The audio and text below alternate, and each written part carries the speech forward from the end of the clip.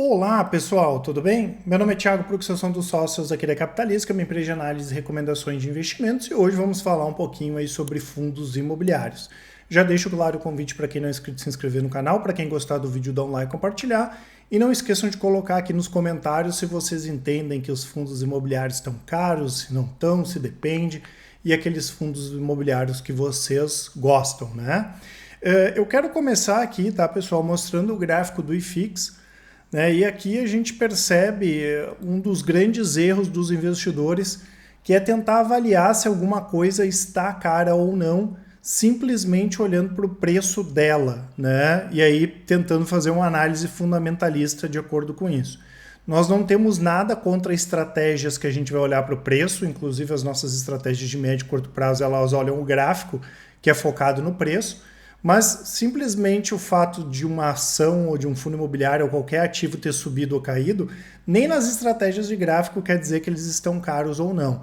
Tá? E esse tipo de erro, né, em todos esses anos de mercado, eu vejo que seguidamente os investidores acabam cometendo. Né? Eu dou o exemplo aqui dos fundos imobiliários. Se a gente pegar o IFIX, né, nós tivemos uma grande alta aqui no final de 2019, e realmente, né, pessoal, quando a gente pega esse período aqui, tinha muito fundo imobiliário que realmente era caro. Ninguém vai olhar só por um indicador, mas a gente tinha fundo como o Faria Lima Square, que chegou a operar 50% acima do valor patrimonial, sendo que era um fundo que tinha 2 imóveis, que não tinha nada que justificasse aquilo, né? Até porque é normal os ativos operarem, por exemplo, acima do valor patrimonial, porque existe uma expectativa embutida de valorização desses títulos, pode ser ações ou pode ser fundos imobiliários. Aquilo lá foi um movimento de especulação, né? Simplesmente as pessoas saíram comprando a qualquer preço, até que chega um momento que o mercado ele se dá conta daquilo e os preços são ajustados. A mesma coisa que vinha acontecendo aqui no caso da maior parte dos fundos imobiliários, né? Nós passamos por um período ali de mais de 2 anos com, por exemplo, o IFIX aqui lateralizado, isso reflete o que está acontecendo com a maior parte dos fundos imobiliários, e muita gente não queria comprar porque os fundos imobiliários não estavam subindo. E aí bastou o IFIX aqui dar uma alta aí de 8%, e nós tivemos fundos imobiliários que subiram mais do que isso aí nos últimos 2 meses, e todo mundo começou a achar que estava caro. Então antes a pessoa não queria comprar porque não subia, agora não quer comprar porque subiu demais. Né? Aí não tem condições, aí ninguém vai ganhar dinheiro dessa forma, tá? Então o simples fato de ter subido 20, 30, 40% até agora ou caído não quer dizer nada, tá, pessoal? A gente tem que olhar sempre para frente. E talvez essa seja a principal dificuldade do investidor, é olhar para frente. Ele fica avaliando muito o que aconteceu e pouco o que pode acontecer para frente para entender se isso aqui tem potencial ou não. E aí, claro, a gente vai olhar se o preço atual ele faz sentido ou não para a gente comprar de acordo, né, com o potencial, com a possibilidade de crescimento de cada investimento, e fundo imobiliário não é diferente. Tá? Mas parem com esse tipo de análise, né, porque isso aqui prejudica muito os investidores para ganhar dinheiro. Tá? Tanto que a gente tem uma carteira aqui, dentre as nossas várias estratégias, né, a gente tem as estratégias de médio prazo, de longo prazo, e nós temos uma estratégia aqui de fundos imobiliários. E reparem que a nossa carteira, né, ela é uma carteira que tem um desempenho de quase 100% contra 35% do IFIX. Tá? E por quê? Porque a gente sempre tenta olhar para frente, vamos ver o que pode acontecer no futuro, ter uma carteira equilibrada, e com isso a gente consegue ter um desempenho bem acima da média do mercado. Inclusive nós temos aqui o quanto a carteira vem pagando de yield anual, né? A média anual está em 9,89, e esse ano possivelmente vai ser o melhor ano da carteira, já está em 10,7, tá? Eu vou deixar para vocês aqui também esse cupom que dá até 30% de desconto na nossa assinatura completa. As informações estão todas aqui na descrição do vídeo. No final eu volto para comentar mais um pouco. Então não dá para dizer só porque subiu ou caiu que tá caro ou que tá barato, né? Da mesma forma que a gente não pode simplesmente só pegar múltiplos, né, pessoal?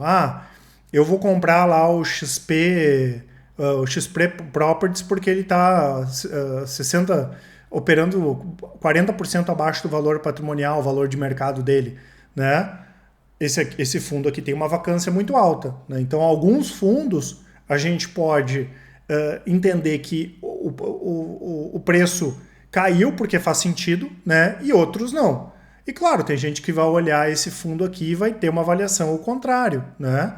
Isso não é uma verdade absoluta. O investidor pode dizer, pô, mas eu tô a fim de comprar esse fundo porque a partir do momento que aumentar a vacância, vai aumentar a receita e vai aumentar o meu ganho. Diminuir a vacância, vai aumentar a receita e vai aumentar o meu ganho, que é o que a gente chama de compra de vacância. Eu posso comprar vacância também, não tem problema nenhum, né?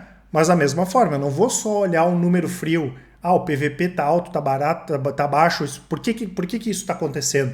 E olhar essas perspectivas de futuro, né? Tanto que hoje, quando a gente pega um indicador desse como o PVP, e claro que ninguém vai fazer uma análise só desse indicador, né? A gente tem que ver as questões qualitativas, a gestora, como eu falei, a possibilidade de crescimento, enfim, tem N questões aqui para a gente ver, mas hoje, né, mais de 70% dos fundos imobiliários do IFIX operam abaixo do valor patrimonial, né?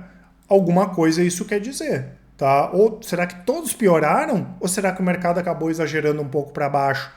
Porque o que a gente não pode esquecer, né, pessoal? Que os fundos imobiliários ficaram mais de 2 anos e meio sem subir. E vários deles melhoraram o resultado enquanto a cota não subiu. E esse mesmo fenômeno a gente já viu várias vezes acontecer com ações, né? Então, a gente tem que entender que mesmo essa alta recente aí é pequena perto do tempão ali que os fundos ficaram sem subir. Tá? E quando a gente olha por setores, né, pessoal, aqui tem alguns exemplos. Aqui a gente tem outro fundo que tem alguns problemas ainda, que é o BRCR, né, que é o BTG Properties, da parte de lajes corporativas. Né? Aqui são só alguns exemplos. E como isso aqui está do final do fechamento de setembro, é possível que tenha alguma divergência, né, entre o que está aqui e o que estava, né, uns pontinhos percentuais para cima ou para baixo, se vocês olharem agora. Mas mesmo aqueles que têm algum tipo de problema, como o BRCR, estão pagando yields razoáveis, né? Até porque mal ou bem o fundo melhorou nos últimos anos e o preço da cota não acompanhou. Aqui a gente tem o Votorantim Logística, que é um fundo que tem um futuro interessante, o Patra Logística, o VISC, que é de um setor que sofreu demais, que é o setor de shoppings, a mesma coisa o HSI Malls, e os fundos de fundos, né? Aqui a gente pode olhar, sim, o valor patrimonial, né? Porque se o fundo de fundo ele tem uma carteira composta por outros fundos e esses fundos também são cotados na B3 e daqui a um pouco ele opera 10% abaixo do valor patrimonial, existe um desconto, né? E esse fundo, perto do valor patrimonial dele, ele está barato, né? Porque não faz sentido, se a carteira são ativos negociados em bolsa, né, ter um descontinho porque existe o custo, vamos dizer assim, do fundo comprar aqueles outros fundos lá, dá para entender. Agora, operar 10, 15% abaixo do valor patrimonial é uma coisa que não faz sentido, né? Mas acontece porque muitas vezes o mercado acaba ignorando isso. E quando a gente olha por setores, tem muita coisa interessante, né? A gente pega o setor de lajes corporativas, por exemplo, né? Olha quanto imóvel bom tem em São Paulo, bem localizado, e a gente já bateu bastante nessa tecla, né? Vamos focar em São Paulo, por exemplo, porque lá, nas boas regiões de São Paulo, quando existe uma crise, existe aquilo que a gente chama de flight to quality, né? Que são as pessoas, né? As empresas, por exemplo, saindo de regiões que são mais afastadas para ir para os melhores centros, as regiões mais bem posicionadas, como Faria Lima e outras regiões, porque o preço do aluguel não subiu ou porque caiu um pouquinho, né? Então essas empresas acabam aproveitando isso. Então dificilmente esses imóveis bem localizados, por exemplo, em São Paulo, vão ter uma vacância muito grande. É um setor que está barato. O setor de logística também tem que saber escolher, claro, né? Mas logística vai crescer. Olha o agro, olha a questão do e-commerce. Mesmo que o varejo não cresça, o e-commerce vai crescer. Isso tudo impacta de maneira positiva no segmento de logística. O setor de shoppings, né, pessoal, talvez seja um dos que tem maior potencial de valorização. Na média, né, a movimentação nos shoppings ainda está 20% abaixo do que estava no pré-pandemia.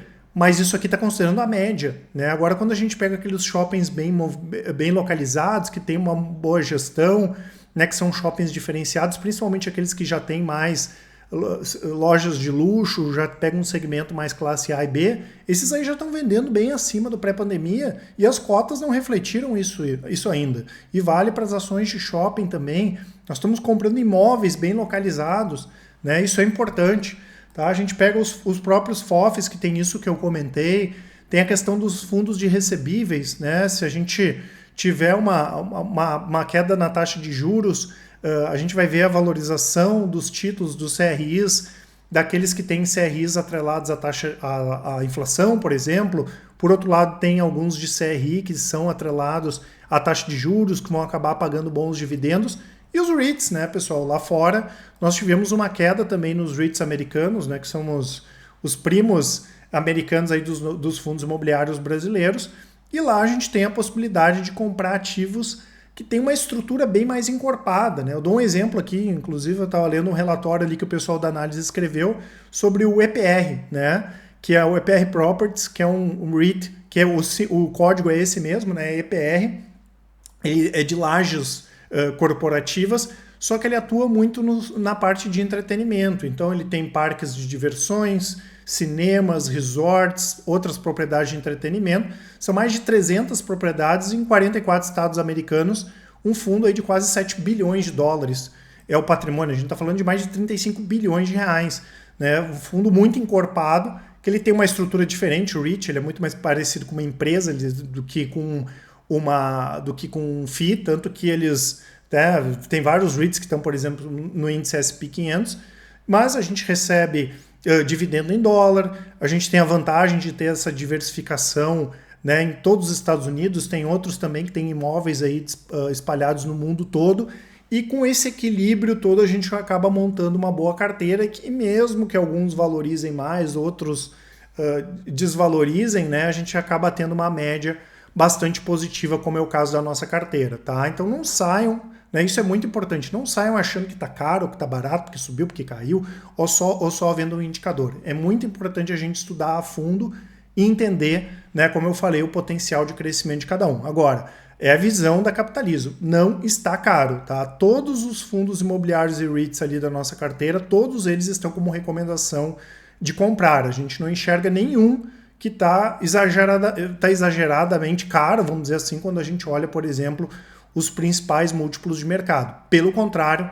é um momento aí que está cheio de oportunidade, tá certo, pessoal? Não esqueçam, como eu falei, de aproveitar a nossa promoção, né? Eu gosto sempre de comentar aqui que a Capitalizo é uma empresa que tem uma série de vantagens, né? Aquele investidor que está começando, a gente auxilia no processo para montagem de carteira. Nós temos o Help Invest, que é para aquele investidor que já tem investimentos, pode nos encaminhar, a gente faz uma avaliação de cada um deles, tem as mentorias, o atendimento sempre personalizado e, claro, né, resultados comprovados com ganho, com perda, com toda a movimentação do mercado, sempre de forma transparente e com a independência que é fundamental aqui para o investidor no longo prazo.